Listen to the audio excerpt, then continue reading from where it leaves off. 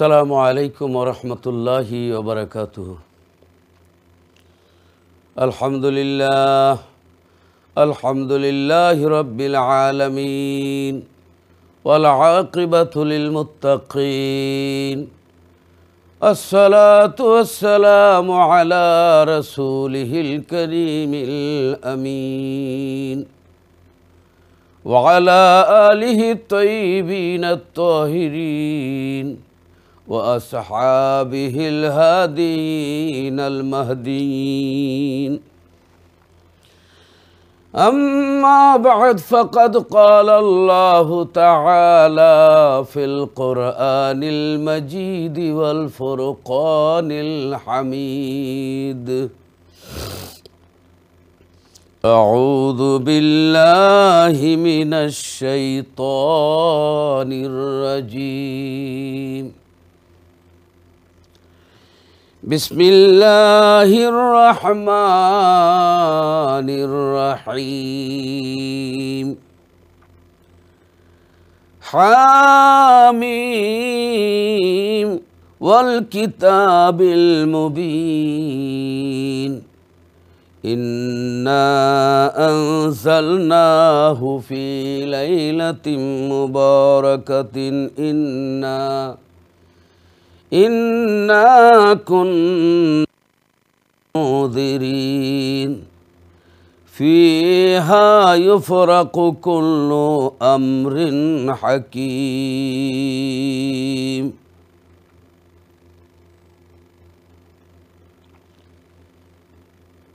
الآية.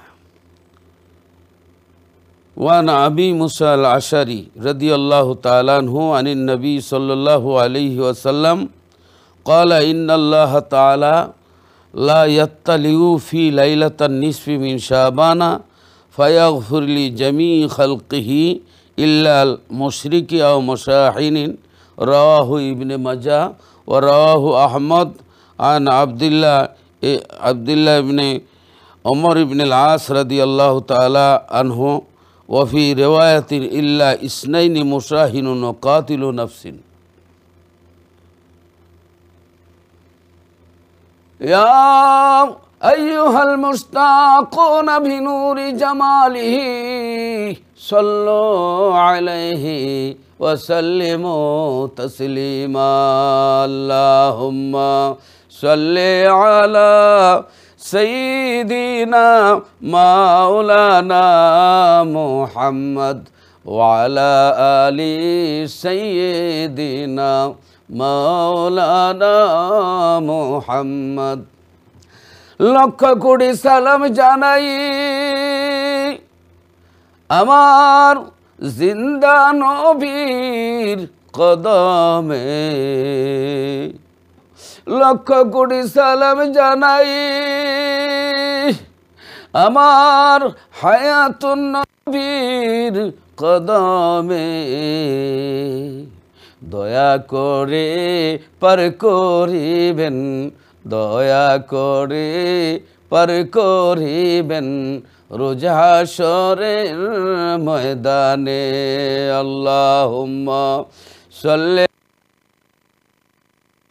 দিনা মাওলানা মুহাম্মদ ওয়ালা আলি সাইয়্যিদিনা মাওলানা মুহাম্মদ।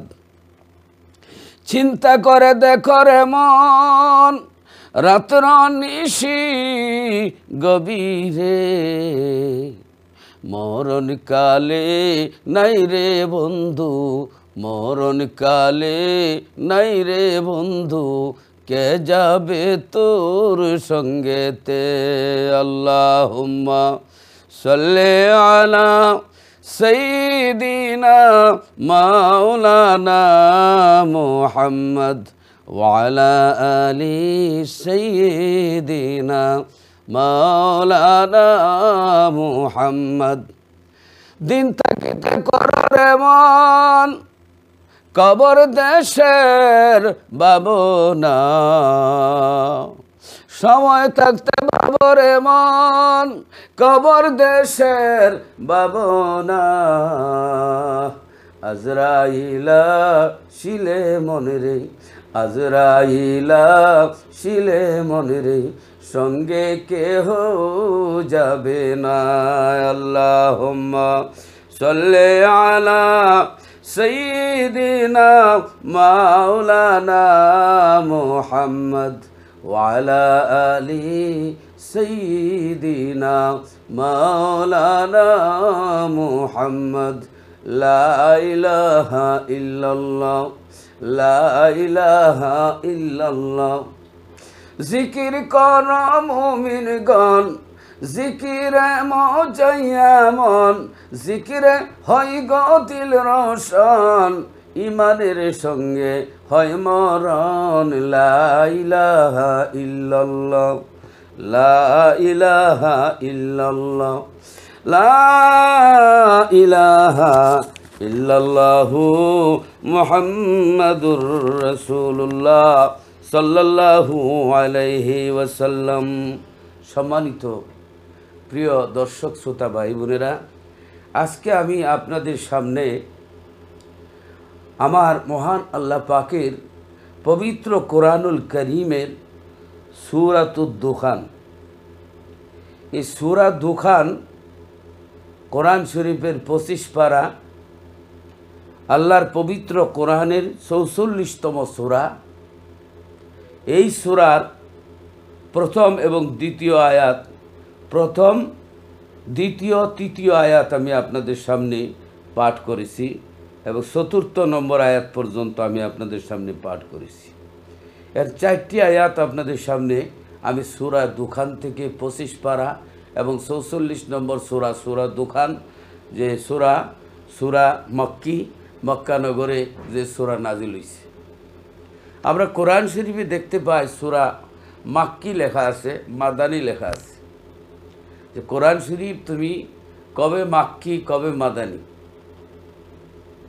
কোরআন শরীফ জবাব দিবে, আমার নবী মক্কায় তখন আমি মক্কি, আমার নবী মদিনায় তখন আমি মাদানী।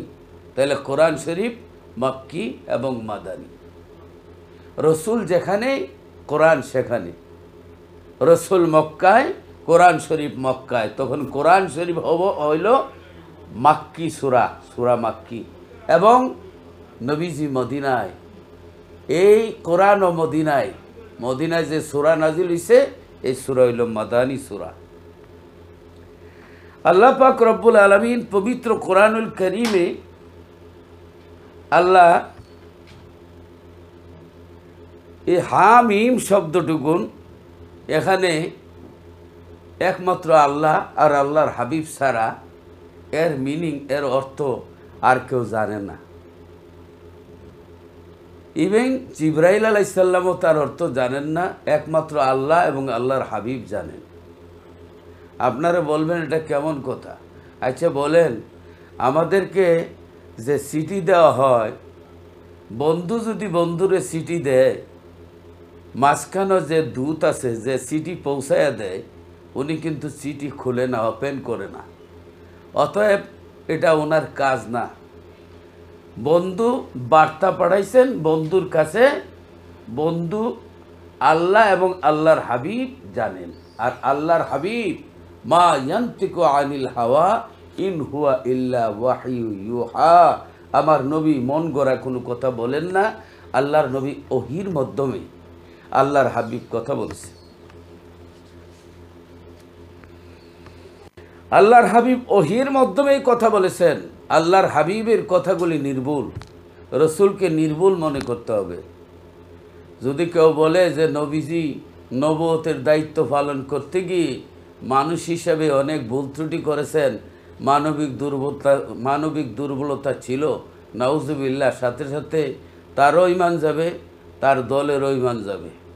কারণ রসুল পাক সাল্লাল্লাহু আলাইহি সাল্লাম যদি রেডিওর মধ্যে, টেলিভিশনের মধ্যে যদি ভুল হয়, এটা কিন্তু রেডিওর ভুল না, টেলিভিশনের ভুল না, সেন্টারেই ভুল। রসুলের মধ্যে যদি কেউ ভুল ধরে, তাহলে ইসলাম ভুল, আল্লাহতে ভুল, নাউজুবিল্লাহ। তাহলে বোঝা গেল রসুলের মধ্যে কোনো ভুল নাই। নির্ভুলভাবে তিনি আমাদেরকে ইসলাম প্রচার করেছেন। আল্লাহর নবীজিতে ভুল নাই, এই জন্য কোরআনেও ভুল নাই, আল্লাহতেও ভুল নাই, ইসলামের মধ্যেও ভুল নাই, সব কিছু সঠিক। আর যদি আপনার বেশি পণ্ডিতি করতে গিয়া নবীরে যদি ভুল ত্রুটি ধরে নাউজুবিল্লাহ, তাহলে নবীর ভুল ধরলে সব কিছু গরমিল হয়ে যাবে। যাই হোক, তো আল্লাহ রাব্বুল আলামিন কোরআনুল কারীমের যে এই আয়াতটুকুন আল্লাহ রাব্বুল আলামিন নাজিল করেছেন, আল্লাহ কোরআন শরীফের মধ্যে বলতেছেন। এবার আসুন, আল্লাহ রাব্বুল আলামিন বলেন হামিম। এর অর্থ একমাত্র আল্লাহ আর আল্লাহর হাবিব ছাড়া কেউ জানে না। যেমন নামের আগে একে এম ফজলুল হক, শেরে বাংলার নামের আগে একে এম ফজলুল হক, ইয়া দিয়া আবুল, কে দিয়া কাসেম, এম দিয়া মোহাম্মদ। আবার আবুল কাসেম মোহাম্মদ হবে, আবুল কালাম মোহাম্মদ হবে, আব্দুল করিম মোহাম্মদ হবে। এটা যিনি লাগাইছেন তিনি জানেন এবং ওনার মা বাবা জানেন, আর কেউ এর মিনিং জানেন না।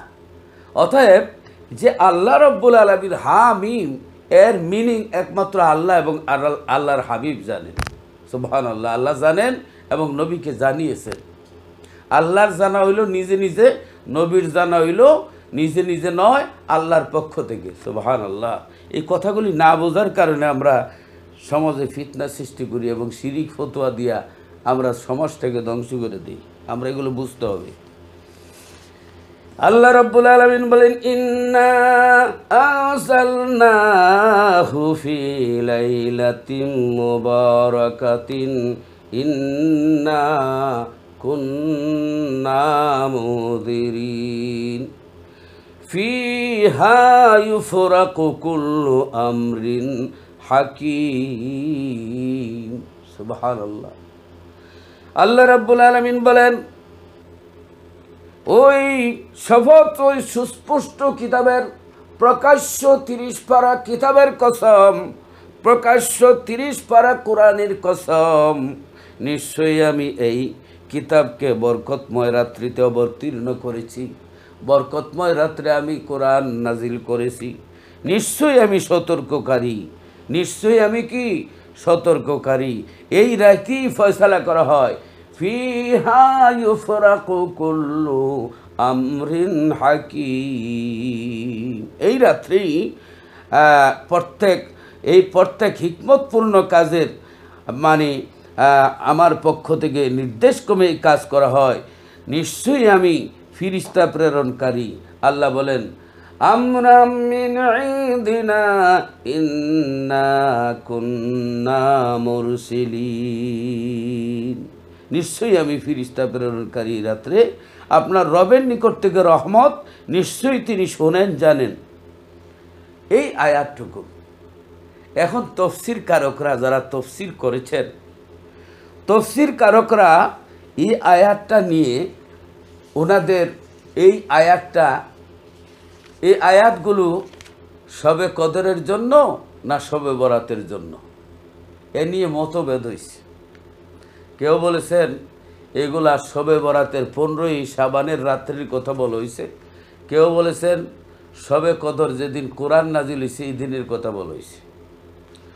কোনো জিনিস নিয়ে যখন মতভেদ হয়, জমিন নিয়ে যদি ঝগড়া হয়, যদি দুই পক্ষই আপনার কোর্টে উঠে, তাহলে জমিন আছে বলে প্রমাণ হবে না নাই বলে প্রমাণ হবে?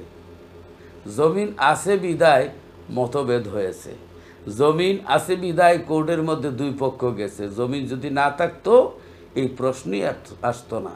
যখন কেউ বলছে শবে বরাতের জন্য এই আয়াত, কেউ বলছে শবে কদরের জন্য, তাহলে বোঝা গেল এখানে শবে বরাতও সঠিক আছে, শবে কদরও সঠিক আছে, কিন্তু আয়াত শবে বরাতের জন্য না শবে কদরের জন্য। যদি শবে বরাত নামে কোনো রাত না থাকতো তাহলে কিন্তু এখানে মুফাসসিরিনে কেরাম এবং সাহাবাই কেরাম, তাবে তাবিন, এখানে এই একটা মতবিরোধ হইতো না। এই মতবিরোধটা কিন্তু গুনাহ নয়, এটা ইজতিহাদ। মতবিরোধটা কেউ যে বলেছেন আপনার এটা শবে কদরের জন্য এই আয়াত, আর কেউ বলেছে শবে বরাতের জন্য। এখন শবে বরাত যদি নাই থাকতো তাহলে এখানে এই প্রশ্নই আসতো না। শবে বরাত আছে দেখেই এই ইখতিলাফ হয়েছে, মতভেদ হয়েছে। তাইলে আসুন, শবে বরাত আছে এই জন্য মতভেদ হয়েছে, শবে বরাত সত্য, শবে কদরও সত্য। আমি আপনাদেরকে বলি যে আল্লাহ রাব্বুল আলামিন কোরআন নাজিল করেছেন শবে কদরের রাত্রে। আল্লাহ শবে কদর সম্বন্ধে পুরা একটি সূরা, সূরাতুল কদর, সূরা কদর আল্লাহ নাজিল করে দিয়েছেন।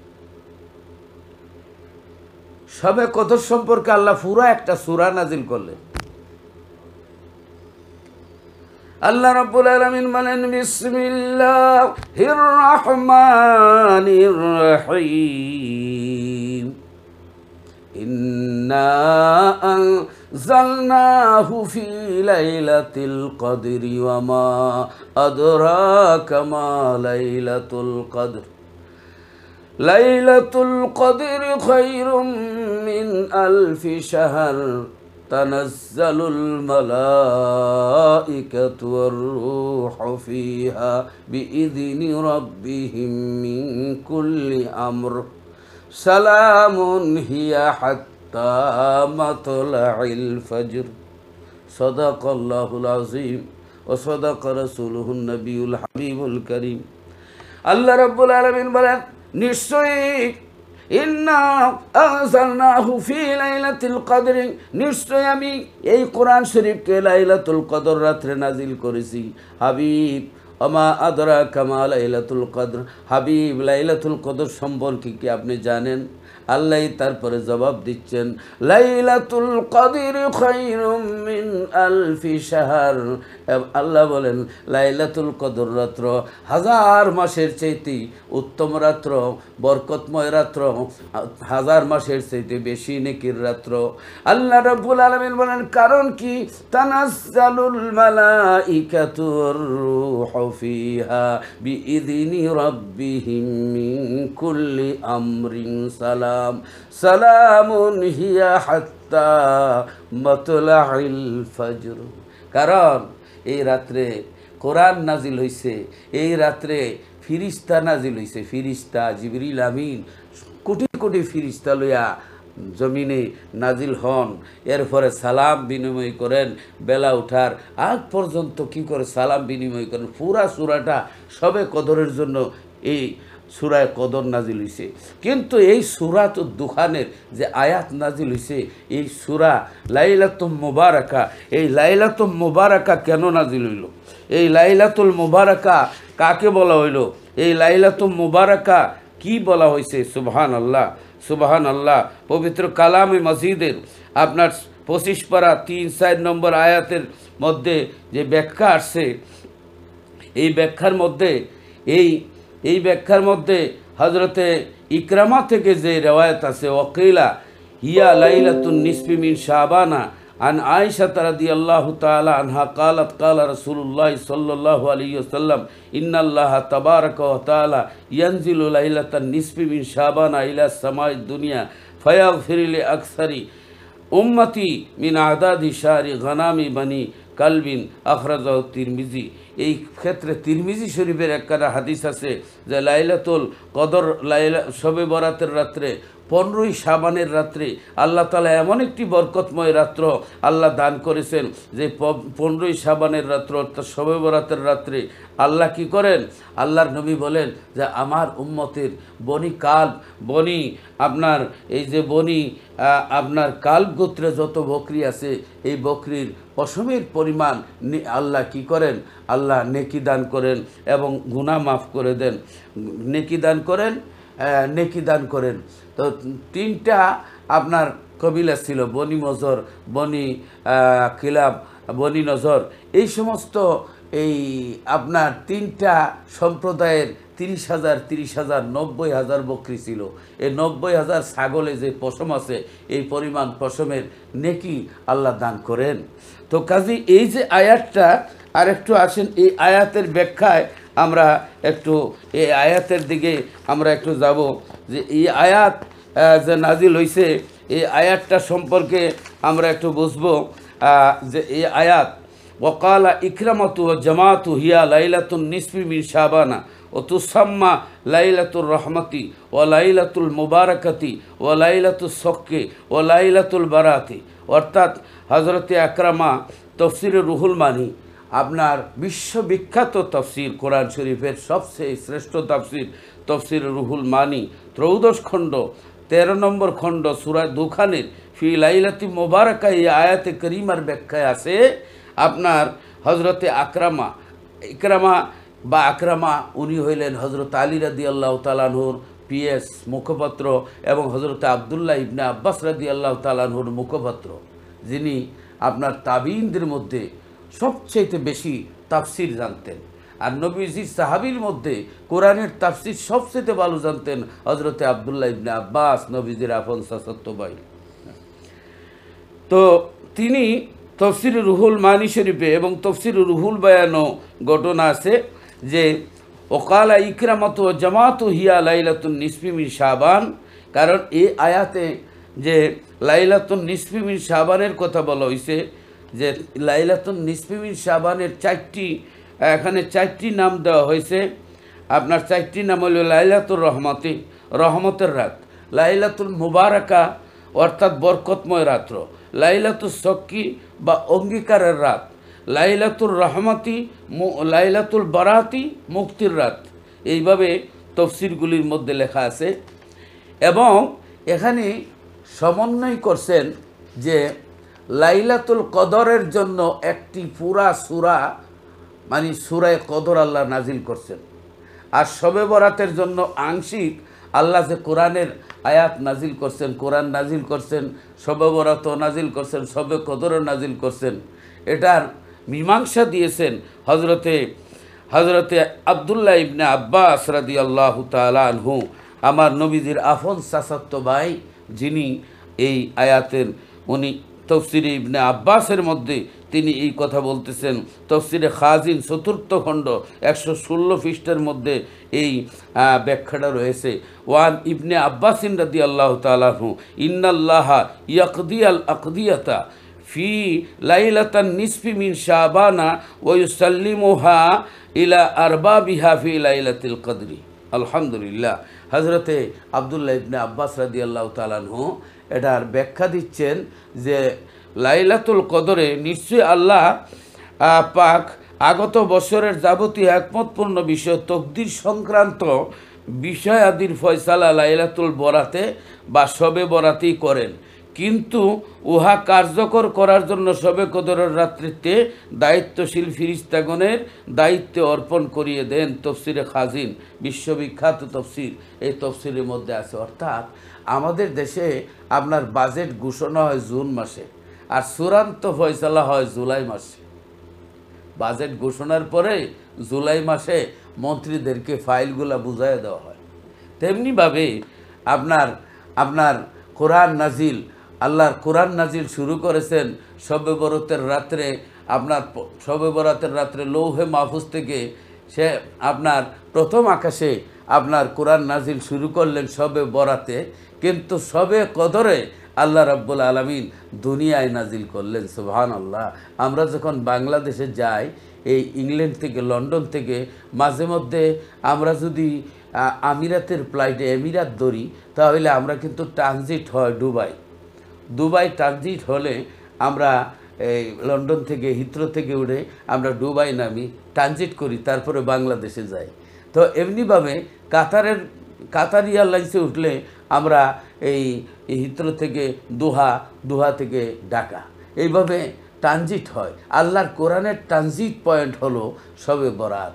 আল্লাহ লৌহে মাহফুজ থেকে প্রথম আকাশে শবে বরাতের রাত্রে আল্লাহ নাজিল করেন, কোরআন শরীফ শুরু করেন, এবং প্রথম আকাশ থেকে আল্লাহ রব্বুল আলামিন এই শবে কদরের রাত্রে আল্লাহ দুনিয়ায় নাজিল করেন। এবার এই যে শবে বরাতে আপনার বাজেট ঘোষণা করা হয়, বাজেটটা ঘোষণা করা হয় শবে বরাতে, এবং আর চূড়ান্ত ফয়সালা করে দেওয়া হয় শবে কদরে। এটা বলা হয়েছে যে শাবান মাস হিজরি মাসের আপনার 8ম মাস, রমজান হলো 9ম মাস। শাবান মাসের ফজিলত অনেক, কেননা এই মাসটি রমজান শরীফের পূর্ণ প্রস্তুতির মাস। এই মাস বছরের চূড়ান্ত হিসাব নিকাশ এবং আল্লাহর দরবারে আপনার পেশ করার মাস। এই মাসের লাইলাতুল বারাতে আগামী বছরের ভাগ্য নির্ধারিত হয়। আর 1 মাস 12 দিন পর লাইলাতুল কদরে বান্দার হায়াত, মউত, রিজিক ইত্যাদি সংশ্লিষ্ট ফাইলগুলা ফিরিস্তাদের কাছে অর্পণ করা হয়। অতএব লাইলাতুল কদর সত্য, শবে বরাত সত্য। শবে বরাত কোরআন নাজিল হইছে কেমনে? 2য় হিজরিতে আমার আল্লাহ এই 15ই শাবানের রাত্রে আল্লাহ রমজান সংক্রান্ত, রমজান যে ফরজ হয়েছে এই সংক্রান্ত আয়াতখানা আল্লাহ নাজিল করেছেন শবে বরাতের রাত্রে। সুবহানাল্লাহ। কোরআন শরীফের আপনার 183 নম্বর সূরা বাকারার 183 নম্বর আয়াতের দিকে আমরা যখন খেয়াল করি, আল্লাহ রাব্বুল আলামিন বলেন, ইয়া আইয়ুহাল্লাযীনা আমানু কুতিবা আলাইকুমুস সিয়ামু কামা কুতিবা আলাল্লাযীনা মিন ক্বাবলিকুম লাআল্লাকুম তাত্তাকুন। এই যে আয়াত, এই যে রমজান ফরজ হওয়া সংক্রান্ত আয়াতখানা শবে বরাতের রাত্রে 2য় হিজরিতে 15ই শাবানের রাত্রে নাজিল হয়। এই জন্য বলা হয়েছে শবে বরাতে আল্লাহর কোরআন নাজিল হয়েছে। নাজিল হওয়া মানে পুরা কোরআন না, কোরআন শরীফের কিছু অংশ নাজিল হয়েছে। এই রাতকে লাইলাতুম মুবারাকা বলা হয়। তাফসিরের ভাষা লাইলাতুম মুবারাকা, যদি কেউ কেউ বলেছেন লাইলাতুল কদর। তো লাইলাতুল কদর, লাইলাতুম বরাত, অর্থাৎ কেউ কেউ বলেন এই যে শবে বরাত তো কোরআন শরীফে নাই, এটা গুলাফানিতে মাছ স্বীকার করা। কেউ যদি প্রশ্ন করে শবে বরাত কোরআন শরীফে নাই, তো নামাজও তো কোরআন শরীফে নাই, রোজাও তো কোরআন শরীফে নাই, বেহেশত শব্দ কোরআন শরীফে নাই, দুজুক শব্দ কোরআন শরীফে নাই, তাহলে কি মানব না? তাহলে বুঝতে হবে নামাজের আরবি হইল সলাত, আর রোজার আরবি হইল সিয়াম বা সৌম, আর বেহেশতের আরবি হইল জান্নাত, হ্যাঁ, আর দুজুকের আরবি হইল নার, হ্যাঁ, বা জাহান্নাম। অতএব আমরা গোলাফানিতে মাছ স্বীকার করবো না। ভাই বোনেরা, ফার্সি ভাষার কারণে যদি শবে বরাত বাদ দিতে হয়, কয়দিন পরে বলবেন নামাজ তো ফার্সি শব্দ, নামাজও বাদ দেন, নাউজুবিল্লাহ। রোজা ফার্সি শব্দ, বেহেশত ফার্সি শব্দ, দুজুক ফার্সি শব্দ, ফিরিস্তা ফার্সি শব্দ, তাহলে এইগুলো বাদ দেন। তাহলে বুঝতে হবে যে অল্প বিদ্যা ভয়ঙ্করী, জুতা রেখো আলমারি, হ্যাঁ, শকুন রেখো হেলিকপ্টার, কুত্তা রেখো রেলগাড়ি। এটা এক শ্রেণীর আলফার আপনার কিছু আপনার জ্ঞান পাপি আছে, তারা এগুলি বুঝতে চায় না, ইসলামকে কঠিন করে ফেলেছে। একটা জিনিস কি, আপনার শবে বরাত, এটা আজ থেকে 1400 বছর ধরে এই শবে বরাতের আমল চলে আসছে। আল্লাহ রসুল শবে বরাতের রাত্রে জান্নাতুল বাকিতে কবর জিয়ারত করেছেন। আল্লাহ রসুল এই রাত্রে সেজদায় পরে আল্লাহর কাছে কেঁদেছেন। এই রাতটা অত্যন্ত মহামান্বিত রাত্র। হঠাৎ করে আপনি এই রাত সম্বন্ধে আপনার উল্টা বুঝানি ধরলেন, কারণ ইসলামকে আমরা কঠিন করে ফেলেছি। এক অন্ধ লোকরে এক ব্যক্তি বলতেছে, বাবা আপনি কি দুধ পান করবেন? বাবারে, জীবনে তো এই চোখ দিয়া জন্ম অন্ধ, আমি জীবনে কোনোদিন দুধ দেখি নাই রে বাবা, দুধ কীরকম? কয় বাবা দুধ তো সাদা। কয় বাবা সাদাও তো দেখি নাই, সাদা কীরকম? কয় বাবা বকের মতো সাদা। কয় বাবা বকও তো দেখি নাই, বক কিসের মতো? কয় বক হইল কাশির মতো বাঁকা।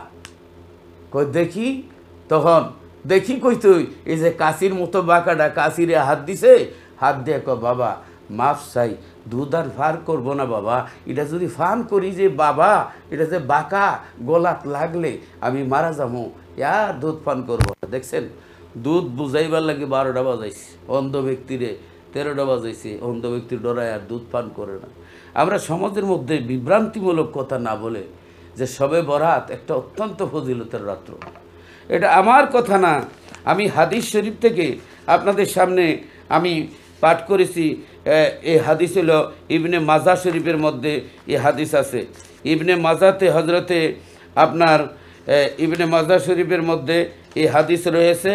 আলহামদুলিল্লাহ, ইবনে মাজা শরীফে হজরতে আপনার হজরতে আবু মুসা আশারি রাদিয়াল্লাহু তাআলা আনহু থেকে এই হাদিস বর্ণিত। হজরতে আবু মুসা আশারি রাদিয়াল্লাহু তাআলা আনহু এই আপনার এই হাদিস বর্ণনা করেছেন। আলহামদুলিল্লাহ, ইন্নাল্লাহ তাআলা লা ইয়াত্তালিয়া ফি লাইলাতিন নিসফি মিন শাবানা ফায়াগফিরু লি জামিই খালকিহি ইল্লাল মুশরিকি আও মুশাহিনিন, রাওয়াহু ইবনে মাজাহ। ইবনে মাজাতে এই হাদিসটা সহিহ হাদিস বলেছেন আপনার ইমাম ইবনে তাইমিয়া ওনার কিতাব ইক্তেদা সিরাতুল মুস্তাকিমের মধ্যে উনি এই হাদিস সহি বলে তিনি বলেছেন। বরকতময় রাত্র তিনি বলেছেন আপনারা ইক্তেদা সিরাতুল মুস্তাকিম আপনারা যদি পড়েন, ইবনে তাইমিয়া সাহেব উনি এই শবে বরাতের ফজিলতে এই হাদিস এনেছেন এবং সিলসিলাতে সিলসিলাত হাদিস সহিয়া সহি হাদিসের সিলসিলার মধ্যে অর্থাৎ সহি হাদিসের লিস্টের মধ্যে আপনার এই যে আপনার আলবানী সাহেব যে কিতাবটা লিখছেন ওই কিতাবের মধ্যে এই হাদিসটুকুন সহি বলেছেন। তাহলে এই হাদিসটুকুন একটা হাদিসই যথেষ্ট আমল করার জন্য, নফল এবাদতের জন্য অনেক হাদিস লাগে না। যদিও অন্যান্য হাদিস কোনো হাদিস জয়ীফ বলা হয়েছে। আমি জয়ীফ জিনিসটা বোঝাই, জয়ীফ জিনিস কিন্তু বাতিল না, জয়ীফ হইল দুর্বল। কিন্তু নবীর কথা দুর্বল না, নবীজির হাদিস কথার যদি দুর্বল বলে তাহলে ইমান থাকবে না। অর্থাৎ বর্ণনাকারী দুর্বল। কথা হইল এমপি সাহেব যদি এক কথা বলে এটা খুব শক্তিশালী, পক্ষান্তরে একজন গরিব রিক্সার ড্রাইভার যদি এক কথা বলে এটা কথাটা মানে এই বর্ণনাকারীর কারণে দুর্বল। অর্থাৎ বর্ণনাকারী যত প্রসিদ্ধ হাদিসও তেমন শক্তিশালী হয়। বর্ণনাকারী যদি দুর্বল হয় হাদিসকে দুর্বল বলা হয়। কিন্তু আল্লাহর রসুলের হাদিস দুর্বল না। কিন্তু নফলের বেলায় দুর্বল হাদিস মানে বাতিল হাদিস নয়। কারণ তারগিবি এটা রেওয়ায়াত আছে যে সওয়াবের জন্য অর্থাৎ নফলের জন্য ইমাম আল্লামা নববী রহমতুল্লাহ আলাইহি তিনি এই বলেছেন যে নফল এবাদতের জন্য নফলের জন্য এই জয়ীফ হাদিস গ্রহণ করা যায়। জয়ীফ হাদিস গ্রহণ করা কি যায়, অর্থাৎ নফল। এই জয়ীফ যদি হাদিস না হইতো শবে বরাত ওয়াজিব হয়ে যেত, ফরজ হয়ে যেত। কোনো হাদিস জয়ীফ আছে। জয়ীফ মানে এক ব্যক্তি মানে 20 কেজির একটা বস্তা যদি একজন কোমরের মধ্যে প্রবলেম থাকে বহন করতে পারবে না, পায়ের মধ্যে যদি সমস্যা থাকে তাহলে মানে এই বস্তা নিতে পারবে না। যদি প্রক্ষান্তরে ভাও ভালো কোমর ভালো একজনের মাথার মধ্যে লয় তাহলে সে নিতে পারবে। তাহলে আমি আপনার একটা প্রশ্ন করি, এই যে ফাও ল্যাংরা হওয়ার কারণে মানুষটা দুর্বল এবং কোমরের সমস্যার কারণে মানুষ দুর্বল, সে কি মানুষ না? আপনি কি তারে পশু বলবেন? আপনি কি তারে অন্য কিছু বলবেন? তাহলে দুর্বল মানুষও মানুষ, সবল মানুষও মানুষ। সবল মানুষ 20 কেজি মাথায় নিতে পারে আর দুর্বল মানুষ 5 কেজিও নিতে পারে না। অতএব এই দুর্বল কিন্তু বাতিল না। দুর্বল হাদিস বলতে বর্ণনাকারী দুর্বল, এই জন্য এটা নফল মোস্তাহাব। কেউ যদি শবে বরাত মানি না করে কোনো গুনাহ হবে না। লাউ খাওয়া সুন্নত, জীবনে না খাইলে গুনাহ হইতো না। লাউয়ের বিরুদ্ধে করলে, নবীর পছন্দ জিনিসটা না পছন্দ করলে ইমান চলে যাবে, বেঈমান হয়ে যাবে। অতএব বিরোধিতা করাটা অত্যন্ত খারাপ। আল্লাহর রসুলের আপনি না করেন কিন্তু অন্যরে বাধা দিবেন না। অতএব এই শবে বরাতের রাত্রটা অত্যন্ত ফজিলতের রাত্র, বরকতময় রাত্র। হজরতে আলী রাদিয়াল্লাহু তাআলা আনহু থেকে হাদিস আছে, ইবনে মাজাহ শরীফে আছে, ওয়ান আলী ইবনে আবু তালিব রাদিয়াল্লাহু তাআলা আনহু قال رسول الله صلى الله عليه وسلم إذا كانت ليلة النصف من شعبان فقوموا ليلها وصوموا يومها। লম্বা হাদিস যে যখন 15ই শাবানের রাত্র আসে তোমরা কি করো? রাত্রে নফল নামাজ পড়ো, দিনে রোজা রাখো। এই কথাগুলি আবারও আপনাদের সামনে আমি ব্যক্ত করব ইনশাআল্লাহ।